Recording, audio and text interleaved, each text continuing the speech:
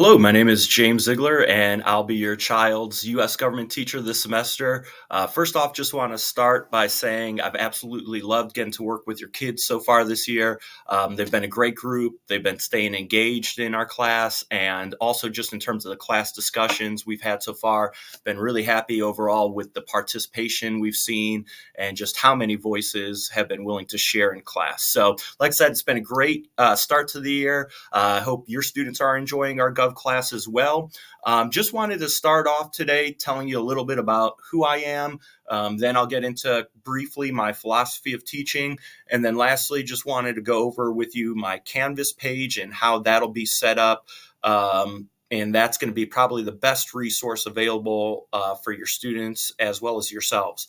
So, just in terms of background about me, I attended Indiana University, was a history and political science major before switching to education. I then did my student teaching at North Central. From North Central, then I was at Lawrence North for a year doing various maternity leave positions in social studies.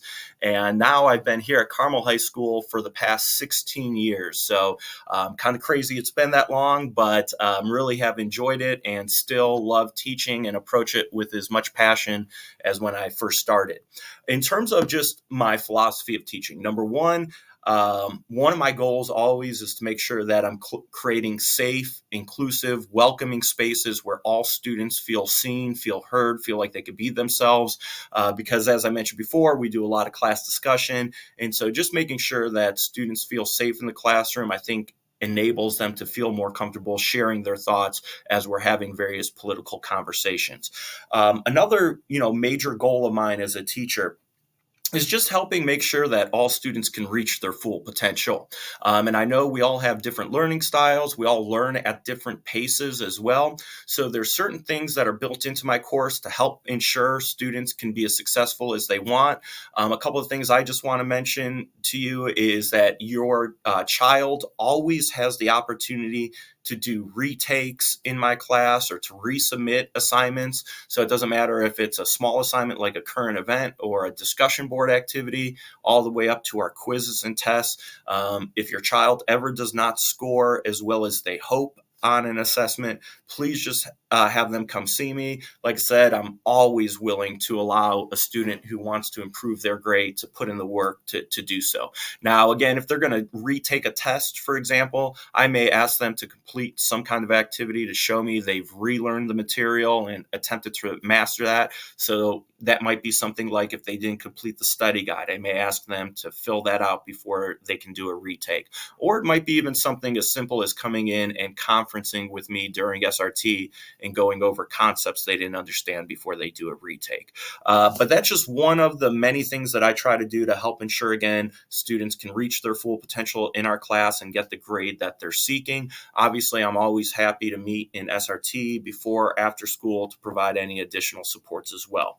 Another major goal of mine is just to also make sure that my students see the relevancy of what we're learning in class and that they're staying engaged. So one of the ways I try to do that is when I'm teaching government or history is incorporating as many current events as possible and kind of teaching government and history through current events, because that's a very easy way for students to see direct connections to their lives and how what we're studying truly does impact the real world.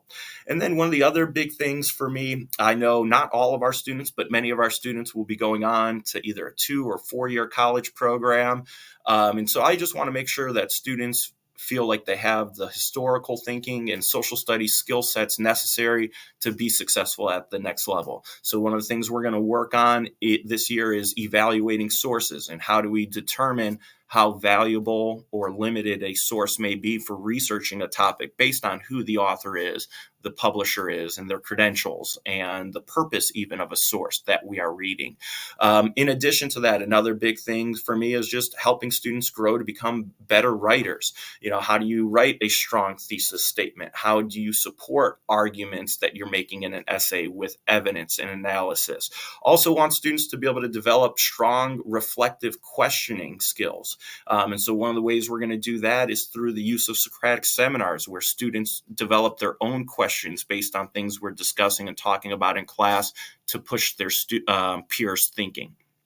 And then a whole host of other historical skill sets, such as comparing and contrasting two documents that maybe have different perspectives on a specific issue that's going on. So, like I said, that's just a small sampling of some of the historical thinking skills that also will translate to other fields and help students as they go forward into their collegiate careers or even going straight into the workforce.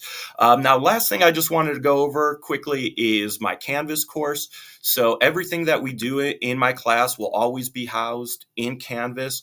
So if a student ever is absent for a day and they just want to see what we covered in class, or maybe they just didn't get everything down in class and want to go back and check out that day's lesson. So you will notice in my Canvas course, I have a module for each different day of class.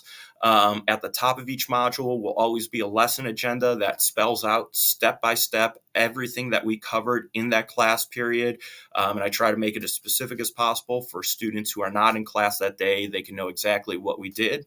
Then under the lesson materials header, I will always link any handouts, copies of notes presentations, or any other activities that we did in that class period. And then at the bottom of each module, there will always be a homework materials header, and any materials they may need to complete that night's assignment will be linked there as well. So like I said, Canvas is a one-stop shop. It has a bunch of resources that are also in there under the class resources module.